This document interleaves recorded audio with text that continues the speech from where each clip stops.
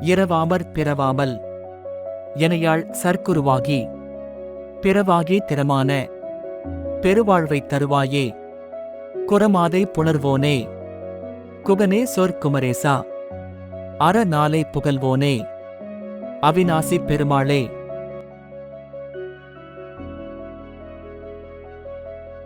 இரவாத வரம் தந்தும் மீண்டும் பிறவாத வரம் தந்தும் என்னை ஆண்டருளும் நல்ல குருவாகியும் மற்ற எல்லா துணைகள் ஆகியும் நிலையான ஸ்திரமான முக்தியாம் மோக்ஷ வீட்டை அருள்வாயாக.